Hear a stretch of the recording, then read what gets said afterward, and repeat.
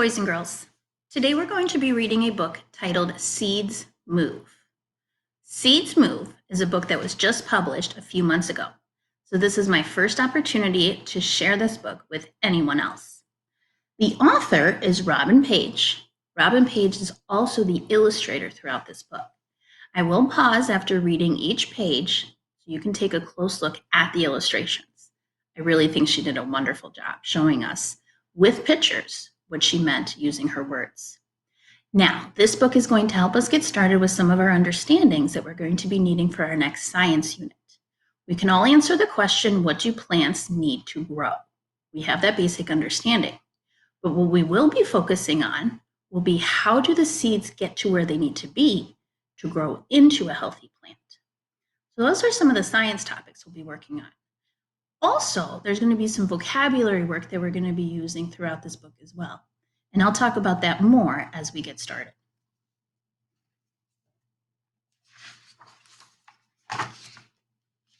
So here's our title page, Seeds Move by Robin Page.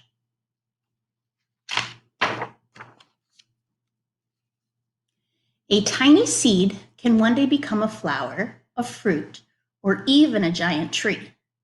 Every seed, big or small, contains the beginnings of a new plant. But a seed needs sunlight, soil, water, and an uncrowded place to put down its roots. Let's pause for just a moment there on that sentence. We knew that it needs sunlight, soil, and water, but that term uncrowded place, that might be new for some of us. We know crowded means lots of things around us. So if a seed needs an uncrowded place, that means it needs space to grow. To find all these things, a seed must leave home. It must move.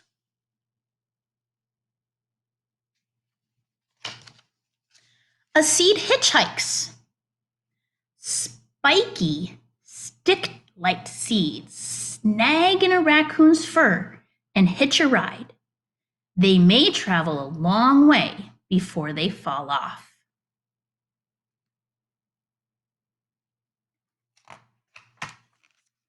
A seed shoots. A human touch, a passing animal, or a gust of wind.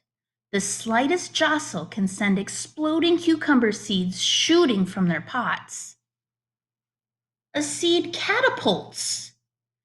Catapult will be one of the vocabulary words we'll be focusing on. When the right time comes, the hanging seed pods of the touch-me-not flower burst open, catapulting seeds in all directions.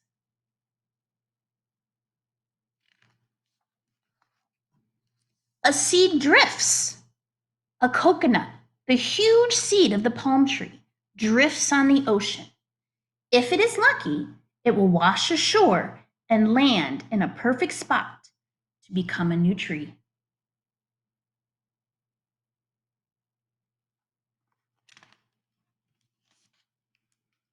Attached to a bloodroot seed is a tasty tidbit that ants love to eat. The seed tricks the ants into dragging it to their underground nest. There, the ants eat the snack and then bury the remaining seed. A seed burrows.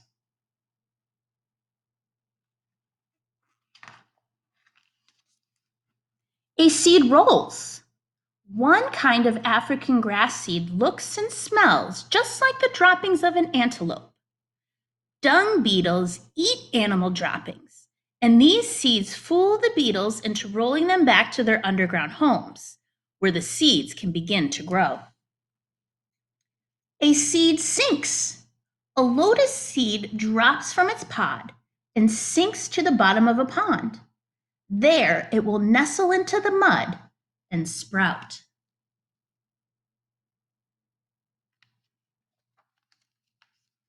A seed hides. A western scrub jay collects an acorn, the seed of an oak tree, and carries it in its beak to a distant place. The jay then hides the acorn to eat later, burying it in the ground. But the jay forgets where it put some of its acorns, and those seeds may become new oak trees.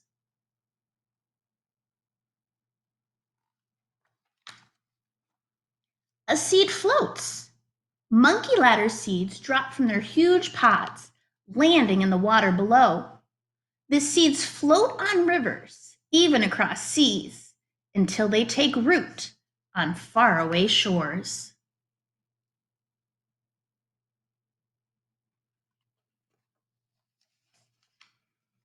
A seed squirts.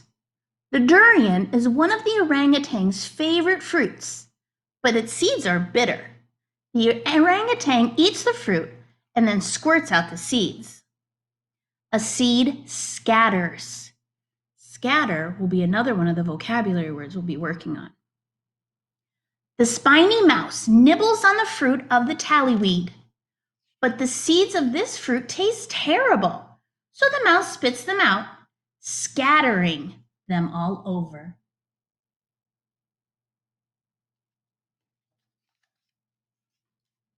A seed falls.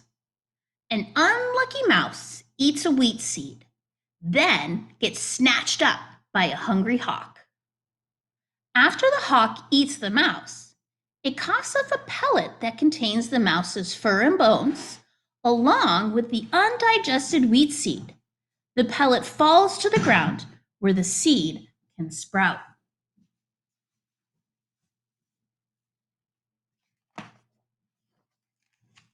A seed parachutes. Parachute will be another vocabulary word we'll be working on. When a milkweed pod splits open, it releases hundreds of seeds. Each tiny seed is attached to silken threads that parachute in the wind, carrying the seed far away. Let's go back and look at that.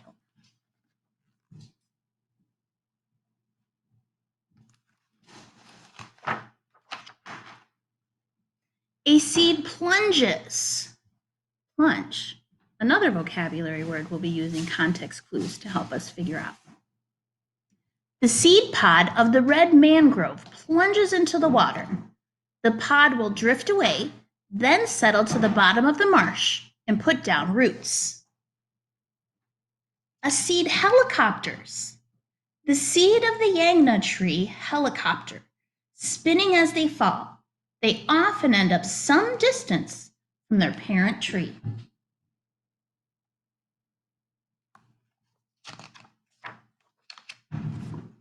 A seed plops. Throughout the summer and fall, a hungry brown bear eats mountain ash berries and other fruits. As the bear wanders in search of more food, the undigested seeds plop out inside large piles of the bear's poop. Ew.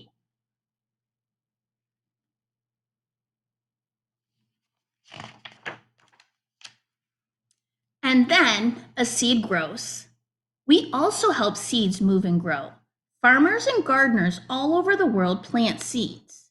You can too. Try tucking a watermelon seed into the soil, then water it and see what happens. And grows. And grows. So that brings us to the end of Seeds Move. Again, really cool illustrations and a lot of good information about how seeds get to the different places they need to be in order to grow into their healthy tree or plant. So some of those vocabulary words that I said that we were going to be working on, let's take a closer look at them now. And remember, as you're working on the different activities with Seeds Move this week, go ahead back and watch the recording of me reading the book again to help you answer any questions that you may have. So one of the words I said that we were going to work on at the beginning of the book was catapult. Now you can see I have the base word catapult here at the top of the page, but I've also added some different endings to the word catapult because we may be using it in different ways. So I've added the endings S, ing, and ed so we can use the word in different ways. So I have catapults, catapulting, and catapulted.